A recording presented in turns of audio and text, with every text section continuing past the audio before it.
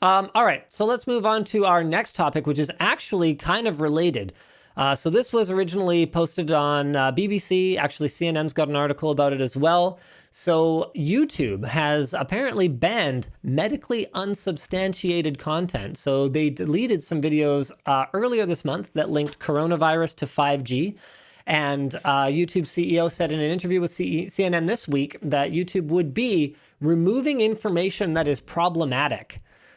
That is one heck of a quote. YouTube, man, Google, you guys just have this way of like taking something that you're doing that might not be the end of the world or horrible and being so cagey and like, well, weird and evil about it that it makes it seem really, really bad. And it opens up. I love that she left the door open for it to be really bad.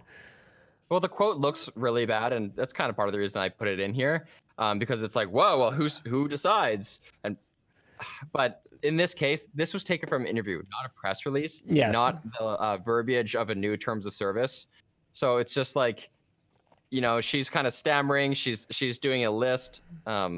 This is just what ended up coming out of her mouth during this interview. So I don't think the sky is falling. But it also tells you, where the mindset is at, right? Like they've talked about, elevating authoritative voices, which is another way of saying, pushing down non-authoritative voices, right?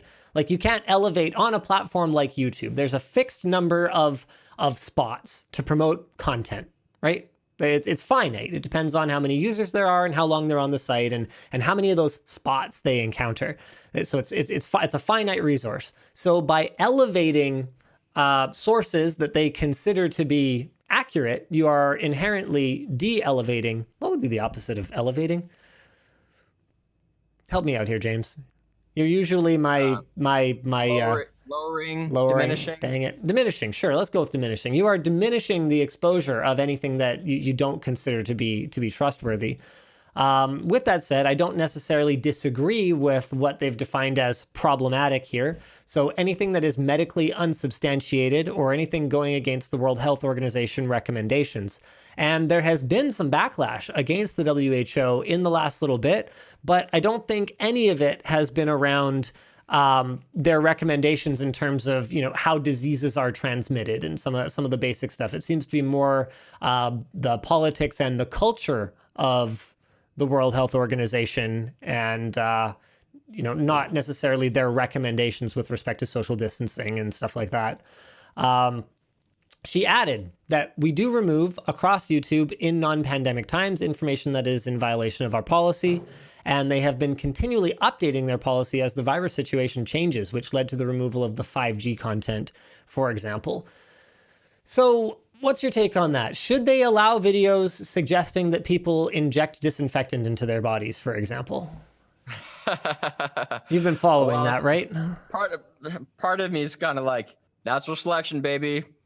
Okay, you can't say that. You can't say that on the WAN show. Awkward. Well, and it's also just not true because those people, like even that natural selection argument, is just not true because those people are just going to be burdens on the healthcare system and it's going to hurt other people. So yes.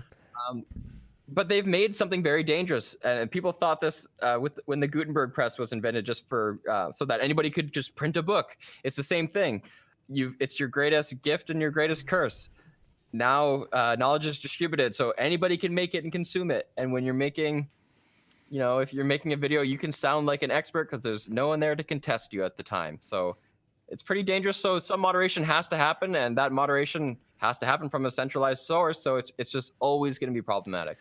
But then you open yourself up to new problems, right? Because as soon as you allow a central source to, determine what is true and what is not, at the end of the day, you might, and I could see this argument being made, you might end up throwing out the baby with the bathwater. Yeah, man, I don't know. And guys, okay. Well, imagine that if 5G is related to COVID, if that happened. Yes. They would... anarchy. They're pretty sure it's not, though. So I think they're being sensitive around, like, we're going to remove things that are just blatantly poisonous. Yes. We've got some people saying, rah, rah, rah, natural selection, Darwin Awards. Okay, guys, for real though. Like, that's not natural selection, actually. That's a societal problem that people do not have the proper education and the skills that they need to ferret out untruths when they're reading or consuming media. That's not natural selection. That doesn't mean that they are somehow lesser.